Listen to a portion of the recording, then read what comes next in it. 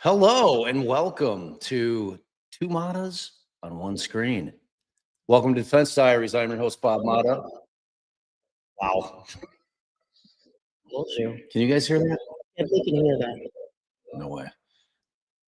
Hold on. We've got a second screen. Just That ain't it. you just exit all off. All right, hold on. Hold on. We're not, obviously, we're not at home. Oh, no, that's We're not at home. Let's see.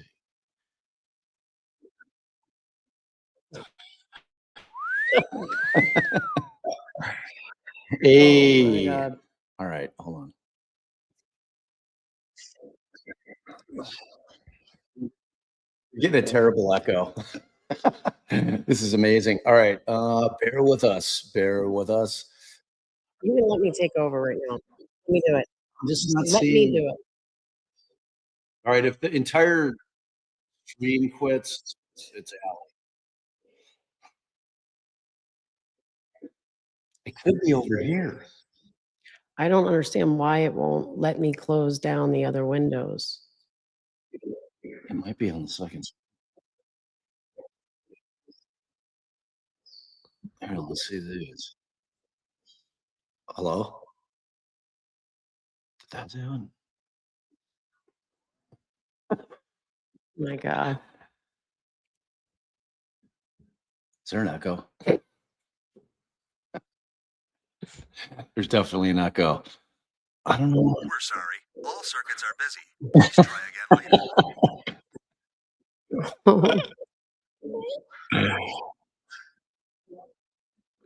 later. Just can't you quit that All one? right, hold on. I'm figuring it out. Right click and quit. Oh my gosh, I think you found it. I think that's it. That's it. I did it. Oh my God. Wizardry. All right, let's start that again. Hello. Welcome to Defense Diaries. I'm your host, Bob Mata, and this is our continuing coverage of the people of the state, well, actually the Commonwealth of Massachusetts versus Karen Reed.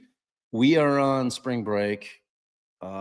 We love you, though. So we wanted to come and holla at you because there were some things that dropped today.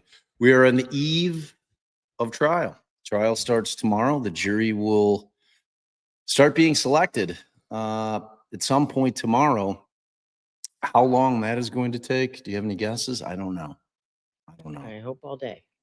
It's going to definitely take all day. Like this thing should take a week, no less than a week. Like this could be one of the most difficult juries ever chosen in terms of the amount of, because we've got a second trial, you know, and I think that the intensity in terms of the publicity is amped up. Especially you got the Max thing coming out. Everybody's been doing docs on this thing. I think it's just going to be a really, really difficult task. You know, the question becomes really with the fact that they did not seek to move it again.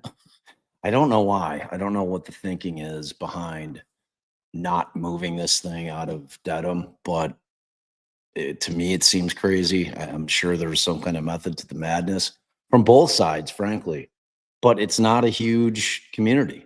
You know what I mean? It's like they're going to have kind of what they have from the pool. So I don't know. I don't know why they didn't do a change of venue. It's always been a mystery to me. But So numerous opinions came down today. indeed. And I think we should dig in. Do we sound echoey? Because Allie's parents have a very big echoey room. So if we sound a little echoey, that's why. All right.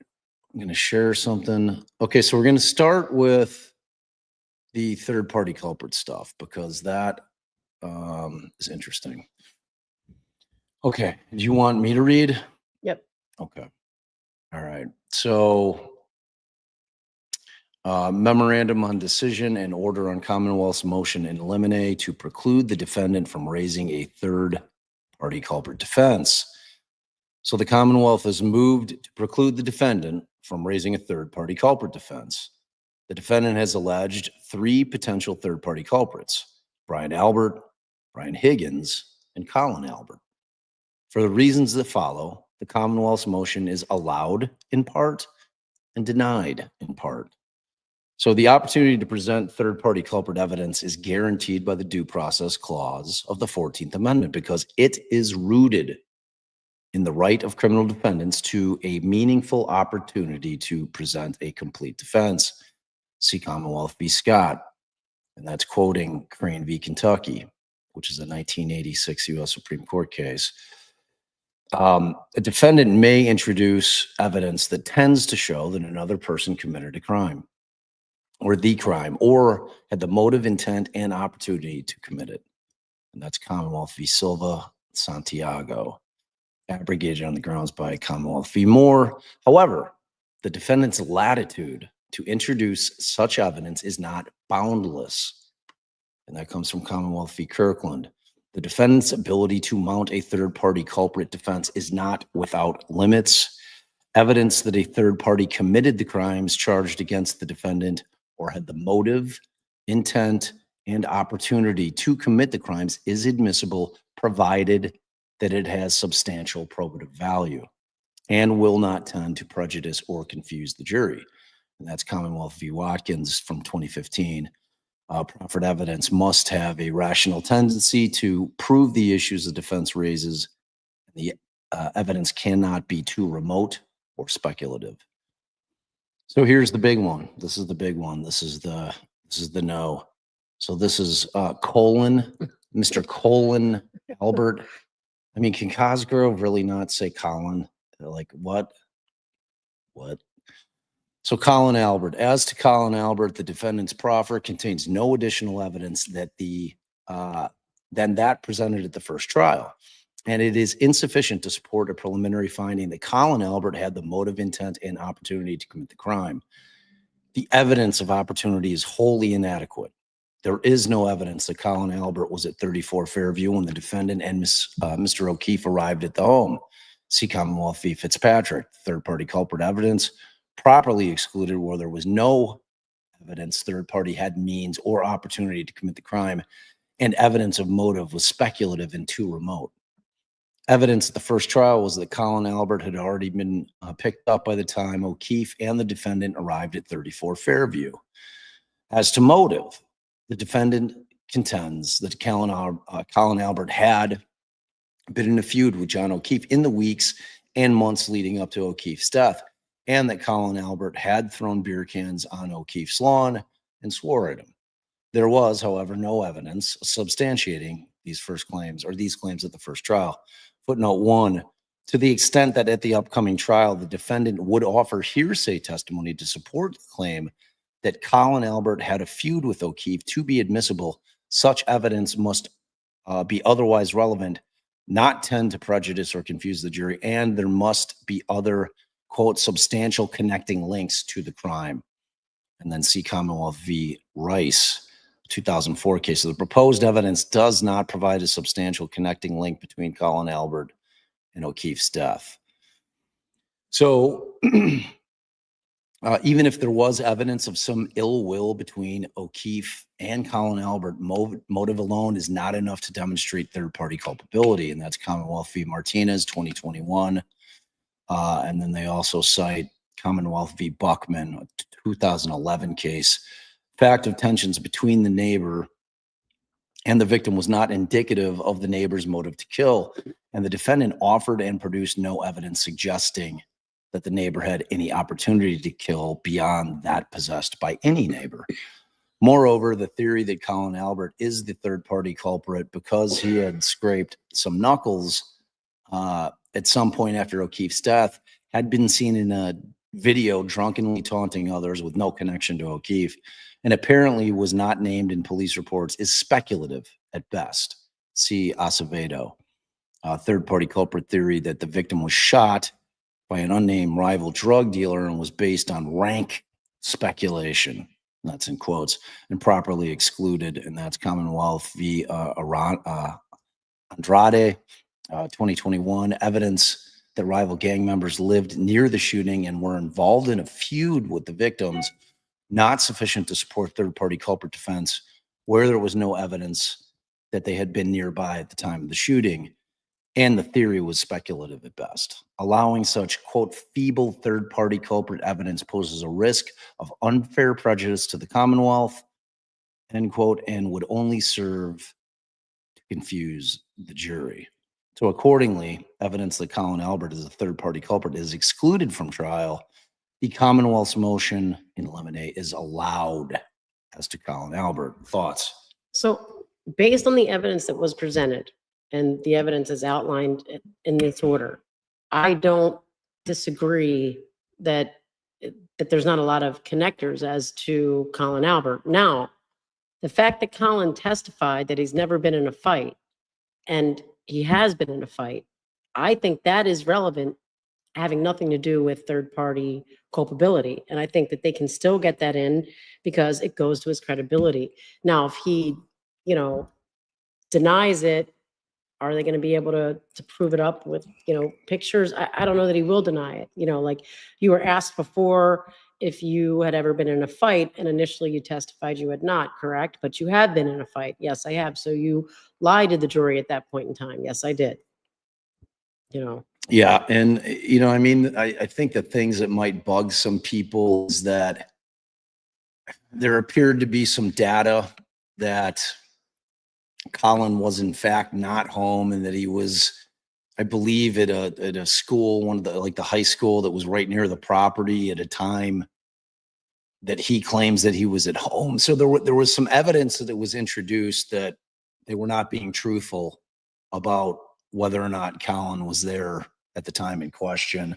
I think that's probably where most of the ire is going to be brought with this particular court order, in the sense that I don't think that it was clear cut or necessarily something that the judge should be finding as fact, whether or not Colin Albert was actually at that house. The defense's thought has always been that's them trying to protect Colin, and make it seem as if he was already gone. So, how do you see any way that they're going to be able to overcome that, or is that a done deal in your estimation? Well, these are all preliminary rulings. So if additional information comes out at trial, but then she seemed to say that if they put in hearsay evidence that there was this feud, it seems to me like she's laying the groundwork to say that's not going to be enough. Yeah. That she's kind of saying that might confuse the jury. Maybe if they're able to put in additional evidence that he was there, maybe refresh her recollection that the evidence demonstrates that he was in fact there, then, maybe that can open the door as well. I have to say, I don't know that a feud over the grass seems any stronger motive to kill, although I understand they're not saying it was a motive to kill, it was a motive to fight. And then the fight led to him being tossed out into the cold, and then that led to him, freezing. But Yeah, I look personally in the first trial, I didn't find, and I said this during our coverage of the first trial, I didn't find either of the throwing beer cans on the front lawn or, going onto his property or calling him an asshole.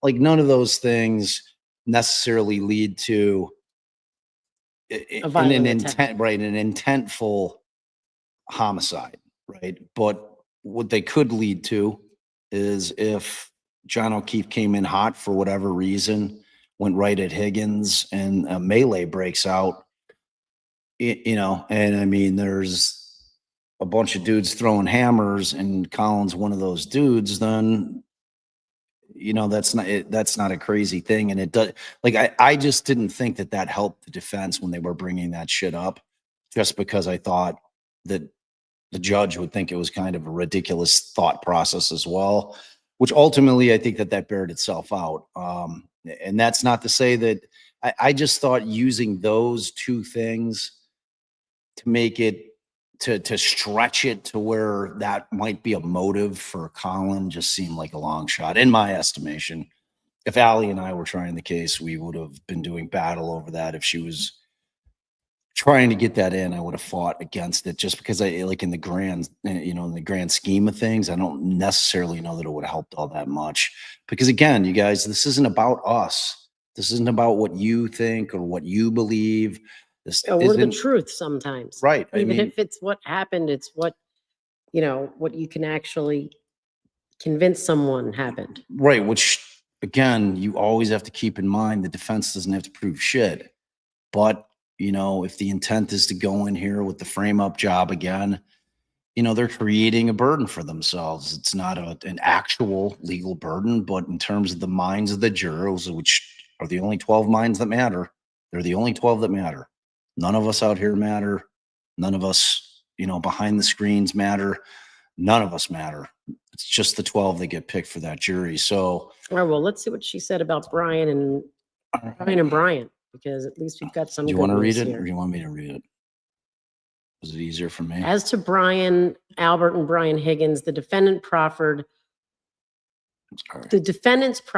is barely sufficient, and the history of the first trial casts doubt on the seriousness of the claim. However, to protect the defendant's right to a fair trial, and in recognition of the fact that the defendant has no burden to prove anything under our law, the court will take the same incremental approach as it did the first trial.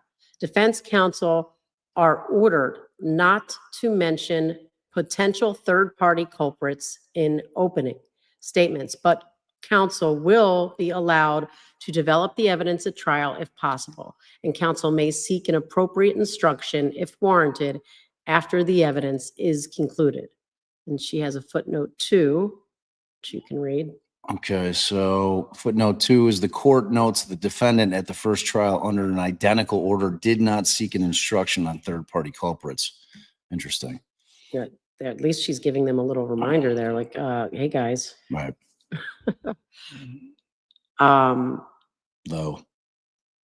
Though the court may ultimately exclude the proposed third-party culprit evidence, or counsel may abandon the theory, that does not mean the defendant cannot offer the evidence to show the inadequacy in the police investigation, provided that the proper foundation has been established.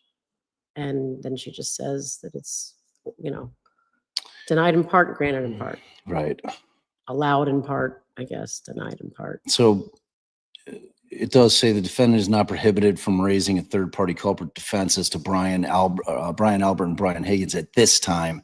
Counsel cannot mention potential third-party culprits in opening statements, but will be given the opportunity to develop the theory through relevant, competent evidence at trial. So that's the exact same order that came down prior to, And I have to except say, she had I not think- carved out, she didn't carve out any individuals. The difference being is that, as we saw about 10 days ago, maybe a week ago, when they were in court and they named the three. When the judge put it to him, and it was either, I can't remember if it was Yannetti or Jackson, and they named I think it was Yannetti. the Bryans, Albert and Higgins, and then Colin as well. So now she knew. So now she had specificity as to who they were pointing the fingers. That's what the one big difference between this order and the original order that came down leading into the first time at trial. And contrary to Brennan's opinion, opening with Karen Reed was framed is not a opening on third-party culprit. Opening on third-party culprit will be, you will be presented with evidence that demonstrates Brian Albert and or Brian Higgins are responsible for this death. Something to that effect. Saying that she was framed is not opening with third-party culprit. So take that, Brennan. And if the judge thought so, she surely would have said in here, and the opening last time was inappropriate, at least in a footnote. Yeah. Yeah, I agree. All right. So this is a shorty memorandum of decision and order on Commonwealth's motion to appoint What happened? court stenographer, prevent identification of jurors, and impound juror names during trial. So obviously all those things were granted. So essentially a court reporter has been ordered and will be responsible for the entire trial record. Because the case has garnered significant and divisive attention in mass and across the country, individuals associated with the case have long been charged with intimidation, which charges remain pending. Go through this. Further, the court concludes that the good cause exists to impound the list of seated jurors until at least the conclusion of trial. So they're going to hide who they are. Sidebar conferences will not be available on FTR.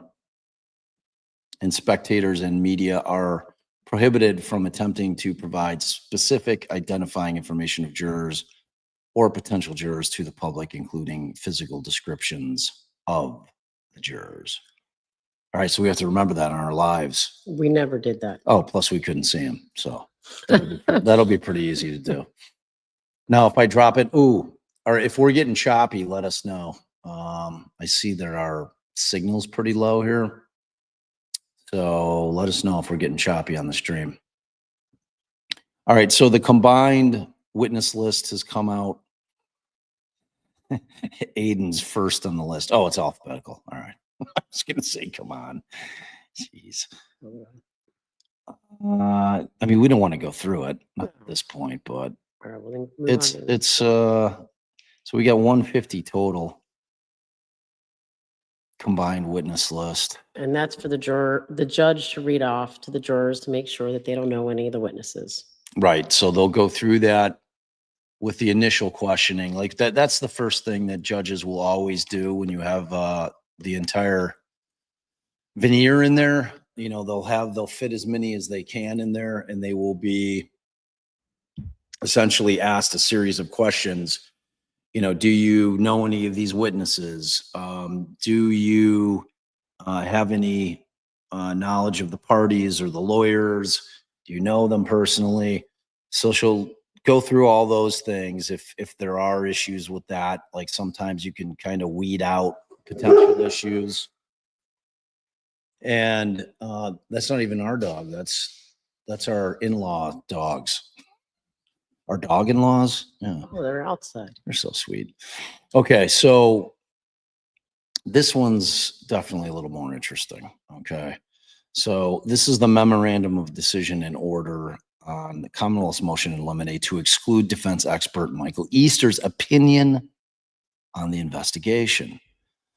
So here's some general propositions in the law. Defendants have the right to base their defense on the failure of police adequately to investigate in order to raise the issue of reasonable doubt as to the defendant's guilt in the minds of the jury. And that comes from Commonwealth v. Finney, citing Bowden. So to support a so-called Bowden defense, a defendant may present, quote, evidence that certain tests were not conducted, that certain police procedures were not followed, or that certain information known to the police about another suspect was not investigated in circumstances in which it was reasonable to expect that the police should have conducted such tests, followed such procedures, or investigated such information. And that comes from the Mass G evidence, section 1107. So an expert, when appropriate, expert may, when appropriate, be used to support a Bowden defense on matters beyond the common knowledge of the jurors. Now, this, you will see, becomes Cannone's theme here. This Commonwealth v. Dyer, which is what Allie cited when we were on the live. She's using it against them as a sword, kind of, because that is ultimately what she's going to decide. And you guys will see when we get to it. Considering whether counsel's failure to use a forensic expert to testify about gunpowder residue and measurement of bullet trajectories deprived the defendant of a chance to assert a Bowden defense. The role of expert testimony is to assist jurors in interpreting evidence that lies outside of their common expertise, and that's Commonwealth v. Shanley. So, thus, the first foundational element that the proponent of expert testimony must establish is that the testimony will, quote, will assist the trier of fact to understand the evidence or to determine a fact and issue. All right. And that comes from Commonwealth v. Miranda. That fact and issue could be whether the police did a proper investigation. There's no part of me that thinks that this ruling is correct.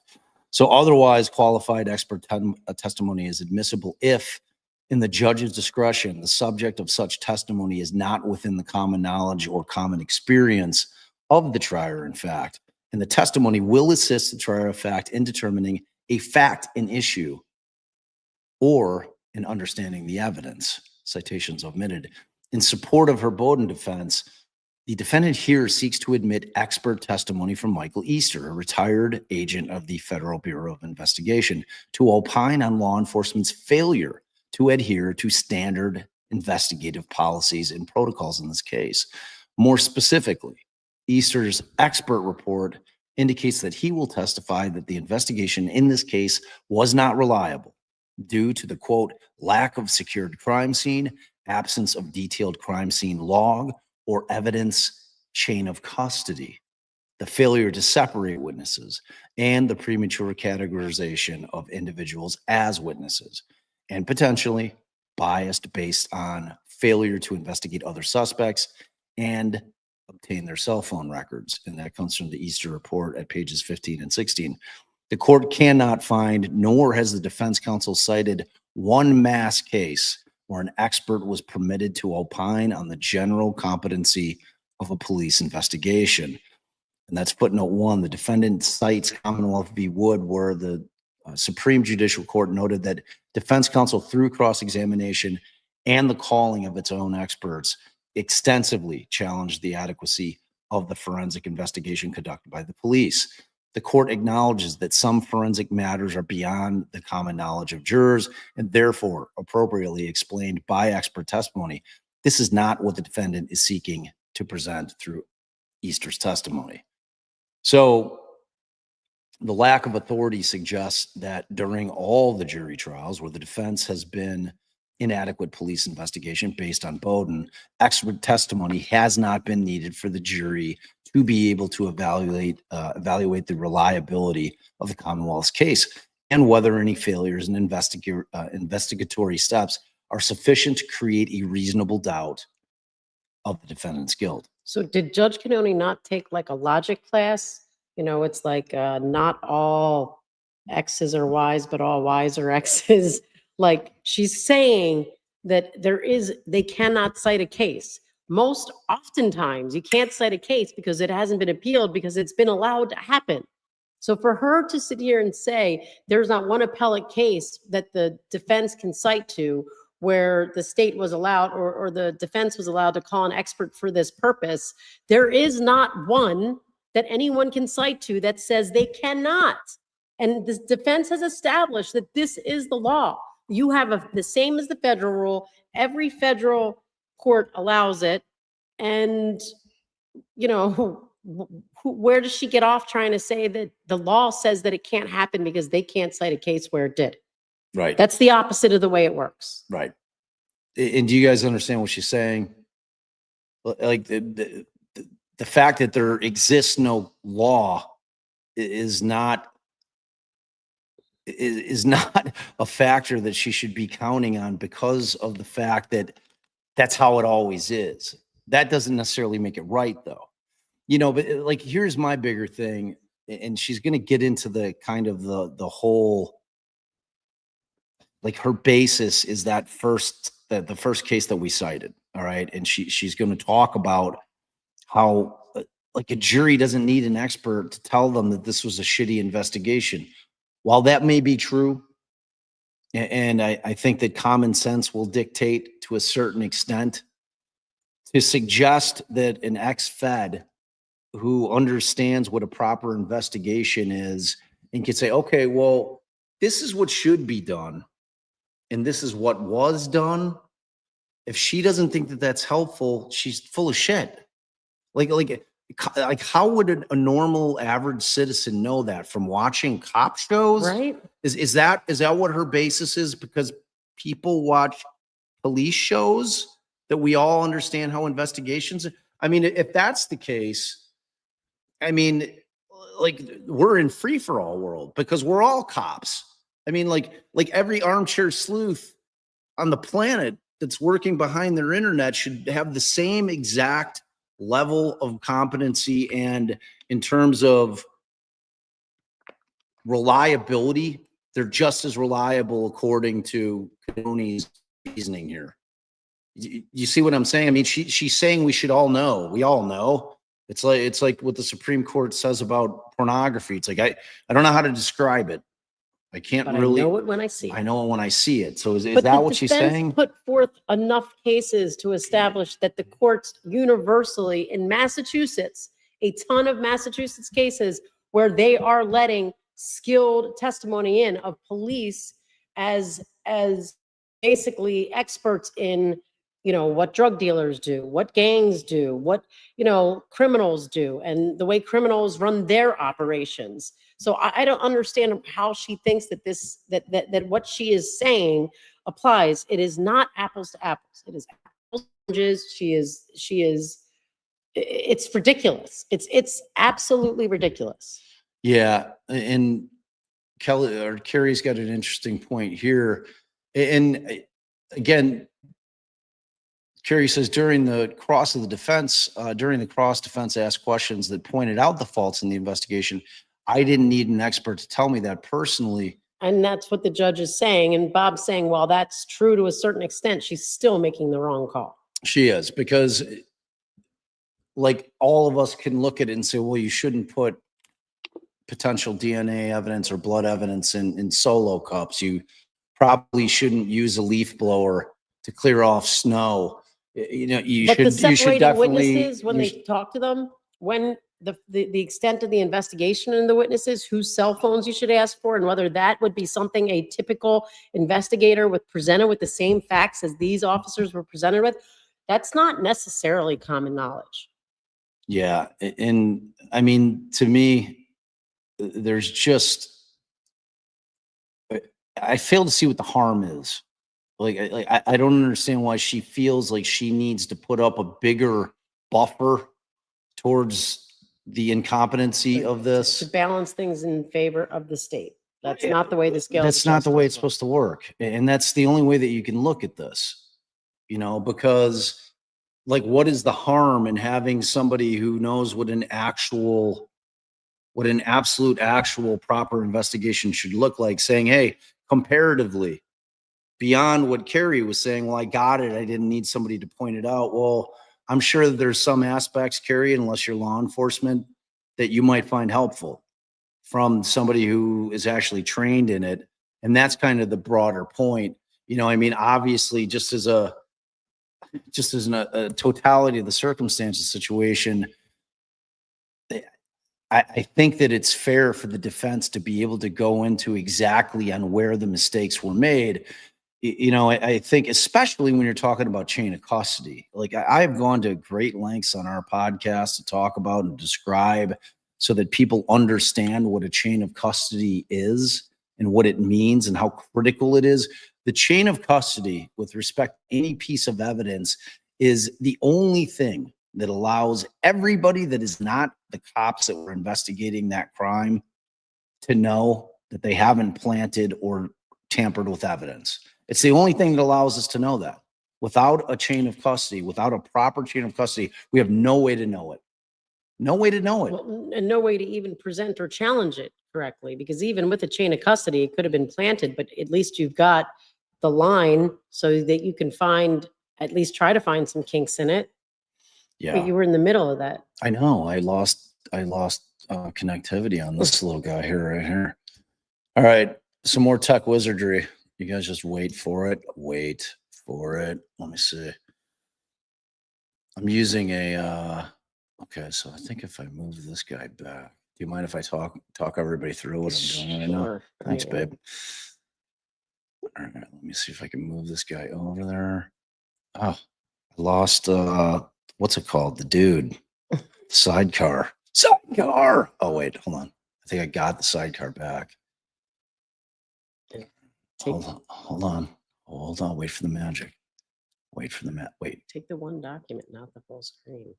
I have to get out of full screen. That's not what it is. We have very, our internet shit is very touchy, I think. Oh, there we go. Boom. Look at that. This guy. Oh, there it is. Yeah, it should be there. All right.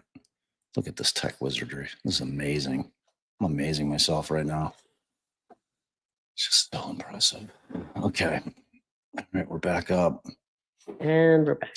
Yeah, baby. All right, Easter's proposed testimony. Okay. So Easter's proposed testimony concerns basic aspects of a police investigation, which are within the common knowledge of a layperson. Through zealous cross-examination of police witnesses, the defendant can cast doubt on the reliability of the investigation by demonstrating how it differed from standard practices and procedures, and can raise the issue of potential bias by police action or inaction, as counsel did effectively during the first trial. They did do that, but Just because you can do it one way doesn't mean the court needs to deny you the opportunity to do it another way. The prosecution does it all the time. For instance, sometimes we say we'll stipulate to that fact, and the court will tell us, well, it's the Commonwealth's case, and if they want to call 3 witnesses to establish the same thing that you're willing to stipulate, meaning to tell the court, to tell the jury, yes, this is a true fact, X, Y, and Z. If they want to call 8 witnesses to do that because they want to make it look like their case was so involved and so many people worked on it, and it was such a masterpiece, then they're allowed to do that. It happens all the time for the prosecution. it does. And here's the thing, when you're developing on cross-examination where you can kind of bend the will of that cop when it's so obvious that they screwed up or that they didn't do something that they should have done, that's one thing. To be able to substantiate it with another witness of your own who is to say, okay, this is what should have been done. It's one thing to get that cop to admit, yeah, I probably should have cordoned off the scene. Or, they're pointing the fingers at one another. Well, that wasn't my call. That was his call. That's not a real answer as to what should or shouldn't have happened at a crime scene. That's not a real answer as to what a chain of custody is and how important it is and how it wasn't done correctly here. I just don't see the harm in having somebody who's clearly an expert on all of those things come on and say, okay, I don't even need to pile on. You already piled on during the cross-examination of those cops. But here's all I want to tell you in terms of what a proper investigation should have looked like. So her denying them the ability to be able to do that is, to me, just not fair. It's not fair. So what cases, Commonwealth cases, does she cite for these propositions? So she cites Commonwealth v. Stedman, Bowden defense supported by testimony elicited from police investigator that he did not conduct criminal history check on third party, waited a week to interview him, and conducted interview for only 10 minutes. Okay, and where's the finishing of that? So an expert was not admissible at trial. So an expert was denied, and that was accurate. Right. I mean, again, she is not following logic here. Right.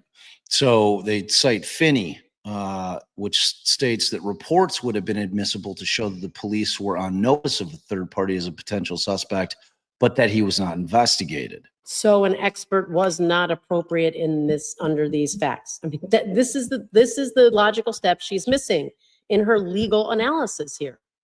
So cross-examination, and this is from Bowden, cross-examination used to elicit evidence that certain scientific tests were not performed during investigation. Same. So the court finds that expert testimony is not needed for the jury to determine whether or not the investigation was compromised by any failure to follow procedures or pursue other suspects. See Commonwealth D. Giambattista. I think so. Wow, it's a super Italian name. So within the judge's discretion to preclude testimony touching on the alleged relationship between various interrogation techniques and false confessions. And then Commonwealth v. Tolan, not impermissible for the judge to preclude expert testimony on commonly understood investigation methods because such interrogation techniques can be understood by jurors without expert assistance. So at least that was somewhat relevant, although obviously dealt with when you have a false confession. And for all we know, the methods there were so blatantly obvious that it wasn't, there was no need. But at least it's the logic is there in citing that case, although it's factually clearly distinguishable. Yeah, the defendant is undoubtedly permitted to pursue a Bowden defense, and the court will give the jury a Bowden instruction if requested. However, jurors are perfectly qualified to evaluate the adequacy of the police investigation in this case without the assistance of expert testimony as proffered by the defendant. Bullshit. Yeah, I'm calling bullshit on that. me too. I really am. It's like, again, we all know the solo cups and all that other shit, and they're tendering shit late and they're tendering inverted videos. We all know that that's all shitty, but for those of you to say, well, I feel pretty secure with the cross-examination laying that out. Well, how about if I were to give you the quiz on what should have been done and what would have been proper and what the actual standards are, and like, would you pass that quiz? Would you know what should have been done? Just because you knew that it was improper what was done, does that mean that you automatically know what should have been done? That doesn't line up for me. So and I just don't see the harm in it. It's So just I don't inequitable. know what Mr. Easter can testify to, because it sounds like it's excluded altogether. Well, I mean, that aspect For of the it is. foregoing reasons, the Commonwealth's motion in limine to exclude defense's expert Michael Easter's opinion Yeah. is allowed. So to me, she has excluded him altogether. I mean, she hasn't, but What do you mean? What did it just say there? Well, he cannot opine on the investigation being, So I don't know what else he was supposed to opine on. I don't know. So We'll have to look through his thing. And remember, like, explain how, so what a motion in limine is. It has a real sound of definitiveness, but it's not. Meaning she can change her mind as the trial progresses. right, but I mean, I don't know where on this specific issue how it would change her mind. I can't think of a scenario that he'd be allowed to testify on these issues, that there's, but technically, yeah, you develop it, you bring in forth more of that evidence, and then you present a different argument and re-raise the issue at trial based on the evidence that has been actually admitted in the trial to that point. Yeah. Or why don't we get to some people's questions? All right. Okay. It's just us. Just the two of us. Baby, only you and I. All right, just kidding. Okay. And 500 people. Okay, so we've got, oh, Hannah, family, been here for over a year, but finally gifted myself a membership for my birthday tomorrow. Happy birthday. Hannah. We love you back. Thank you for Yes, being we family. do. Aw, family hug. Get a big birthday hug. Aw, birthday hug. All right. Thanks, Hannah. We really appreciate you being a part of the community and, more importantly, the fam. Julio coming in hot with the $5 holla. Mike Easter, aka Mike Easter, is like saying Mike Hunt. I'm not going to spell that one out. You guys all get it. Well played, Julio. Well played. Josh, Josh, have you ever sent, dude, like you won a t-shirt. Do you not want your t-shirt? Josh, send the email. Send the email so I can send you the t-shirt. You won, man. I mean, you're a big winner. So Bev knows she has conflicts in this case. Why else is there another judge's hearing Rule 17 motion on the docket? I don't want prizes from anyone for my ops. I mean, I don't know if she does. Oh, he answered the question there because he knew I was Oh. going to yell at him about the t-shirt. Yeah, I mean, you say you don't want a t. I mean, you earned it. You earned it. Josh, if you're saying that you want somebody else to win that, then I'm going to have to try to figure that out. I mean, somebody's going to win that shirt. That's all there is. And I don't know, maybe she does just consider herself to have a conflict when it comes to Aiden specifically, because she is, why is she not taking, you know, Yeah, I don't know. hearing any of this? It's bizarre. Lisa knows tech wizardry. She knows it. She knows it. Thanks for your generosity, each All right. of you. Thank you very much. Thank you. Thank you. All right. And then real quick, there's one last thing that I want to show. So speaking of Aiden, we did get a ruling from Sistitsky. I think that's how you pronounce it. The judge that I really, really like. And he is the one sitting on Aiden's case. And I thought that he really seems to have a real high regard for the Constitution. So he ranks very highly in my world. Okay, so let me get this guy over here. Change this real quick. Don't worry, babe. We're on schedule here. We're on schedule. This is going to land perfectly. Okay, so this is Commonwealth v. Karen Reed. Now remember, oddly, this thing was heard in the same courtroom, but Judge Cannone was not on the bench. It was Sistitsky was on the bench. And that's what Josh, one of the comments that we just read was referencing that, you know, her having a conflict. Right. So this is the order on intervener Aiden Kearney's motion for protective order. Before the court is intervener Aiden Kearney. His motion for a protective order regarding sharing of cell phone data after hearing on March 28th of 2025 and review of the submissions related thereto. The motion is allowed in part.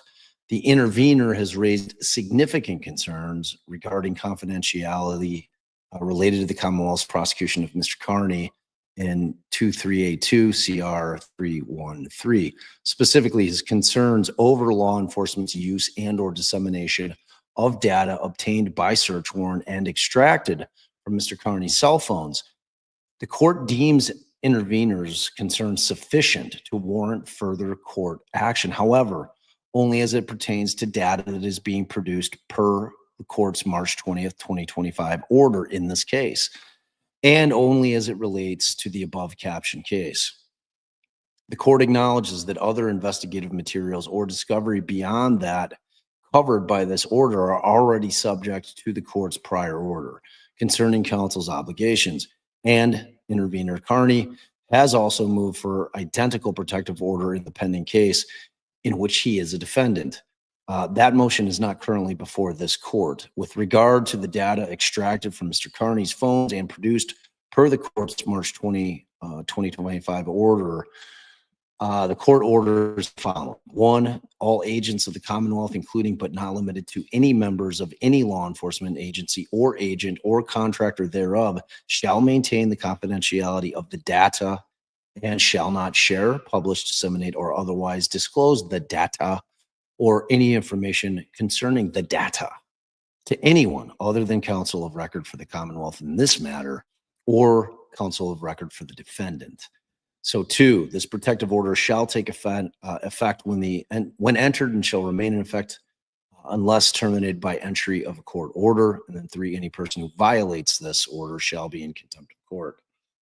I mean, it's pretty significant. Court's finding that there are issues with confidentiality between, I mean, he lists the agents of the Commonwealth, including but not limited to all law enforcement or agent or contractor. So, I mean, he's going to great lengths to protect the data. And, this kind of order just says that he's finding some of the prior conduct to be questionable at best. He sees issues with it. He sees a lot of issues with it to go to this extent. Yeah. All right. So here's the way that we're out of town until Wednesday. They did not stream Vordier, and I don't think that they'll be streaming it again. So we have no idea when the trial, when we're going to get opening statements. It could be later this week. I would be stunned if this thing ended. If they were able to select 12 people in one day, that seems impossible to me. But I don't know what they're talking about. Do you want me to pull this up? I don't know why it wasn't in the Star. I don't know either. So SanDB, thanks for your generosity. But Lally objected and she sustained every time, especially with Bukaki or Buchanek and Proctor every time that would get into a bad record keeping objection. So SanDB is talking about, well, she's saying cross-examination will be sufficient, but then she sustained Lolly's objections to a lot of things. So, which is a good point. But go ahead, tell the people how we're going to do so I can bounce out of here. Okay, so we're going to keep an eye on it. Like when the thing goes live, there's going to be, obviously we'll have a live stream at the ready. We'll know, because I think typically the way that this thing goes is that if they get the jury selected late in the afternoon on, say, Wednesday or even Thursday, she'll kick it to the next day for opening statement. She's not going to start opening statements after they get the jurors sworn in. She'll probably at most get them sworn in, maybe read the preliminary instructions, and then instruct them, go get a good night's sleep, be back here in the morning, and we're going to start with opening statements. So obviously we'll keep a very close eye on it. And we'll be back in our hood by Wednesday. I'm hoping it doesn't start on Friday because I'm going to be driving Scout to a softball tournament, 5-hour soft bus, and Allie's going to be in New York. So like how the timing of life is, it's probably exactly when it'll start. And, I'll be in deep trouble. I'll have to have my 12-year-old drive while I do a live. So that's why you've been getting her practicing driving. Yeah, I've been having her drive the 4-wheeler around here. I'm like, all right, just in case, look, we're not going to tell anybody about it except all the people on the live. They're the only ones that know. But no, we'll figure it out. I have a feeling that the jury selection is going to take a hot minute. Like, to be honest with you, I just really do. I don't see them being able to get this done quickly. And there's another thing. So there's something cool we're doing. If you're a member of our Defense Diaries member, please go into the community page. We've sent out, at this point, it's for members only because it's our trial run, and we want to give something special to the members.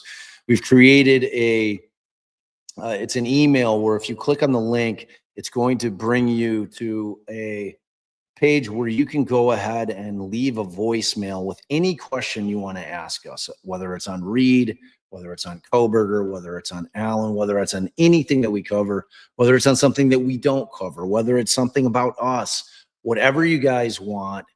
We're going to go through them all. We've gotten about 5 or 6 of them, of the voicemails already. So, and we're going to play your voicemail. So make sure you're using your best radio voice, because you guys are going to be heard loud and clear on the show. We'll listen to the questions and then we'll answer them. So I think it's going to be really cool. So make sure if you guys go onto our community page, if you don't know where that is, it's one of the tabs when you're on kind of the front page. Yeah. So wait, I want to mention this. Kristen from Manhattan, thanks for your generosity. Is this something anyone's heard? What are your thoughts on the defense holding their opening statement until after the prosecution rests? I was shocked to hear this.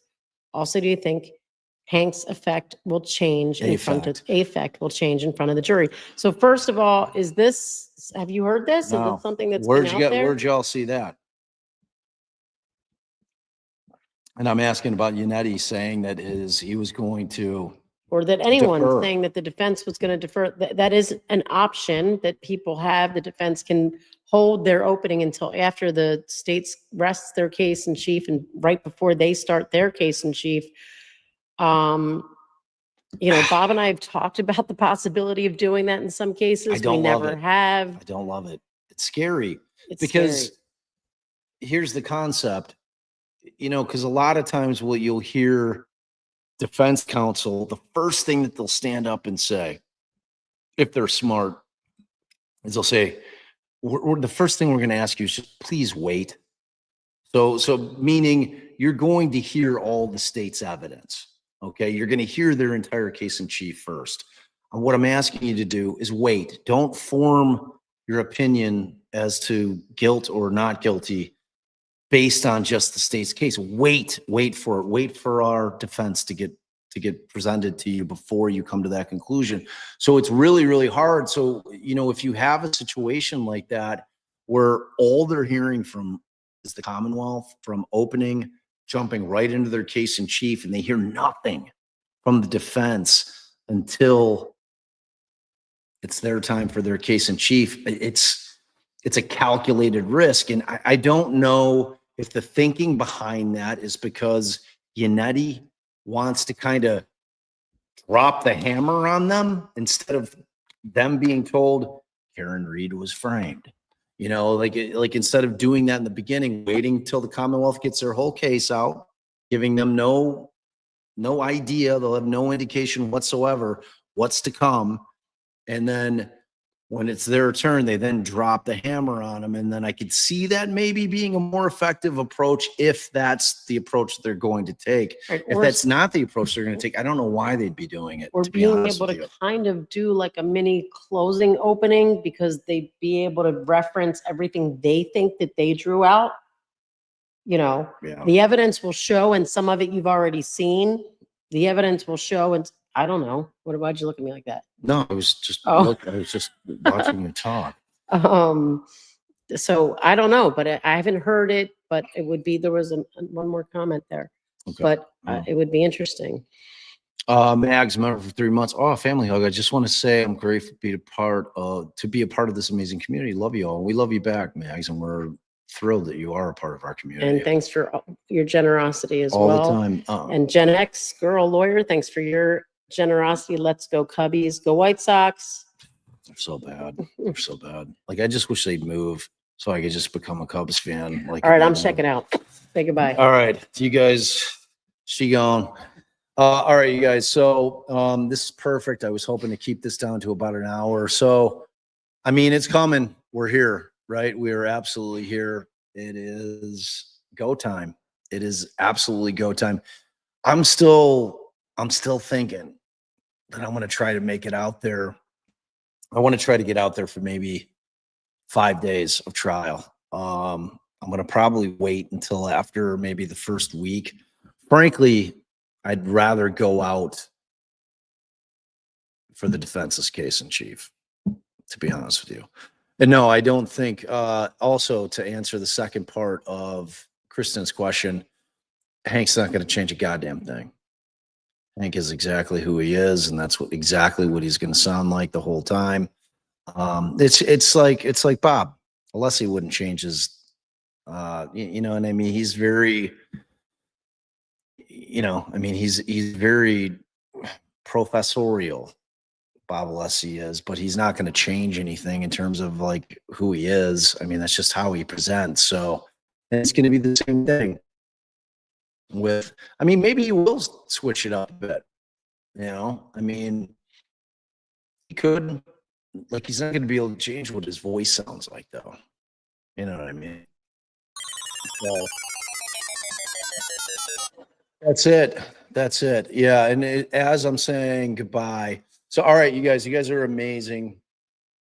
We love you so much. Thank you for hanging. Make sure, please share, like, subscribe, share, like, subscribe, smash that like button. Get us out to the algo. It helps. It just does. I don't know why, but it does. But you guys are amazing. Keep your eye out. I'm going to try to do the Koberger thing with Lana tomorrow. but I don't have an optimal setup because when I said that, we had not booked our airfare. This was a very last second trip because Scarlett was just riding me like a rented mule to bring her somewhere warm for spring break. So we did. So I'll let everybody know early whether or not we're going to do it. I don't love the Wi-Fi power. It's been fluctuating and it's just not an optimal setup. But we'll see because I do want to do that. I think it'll be really good. And I think there's no way in hell that Lana is going to be able to convince me of anything. So, all right, you guys, we love you because without y'all, I'm just an old man. Talking about a lot of things. See you.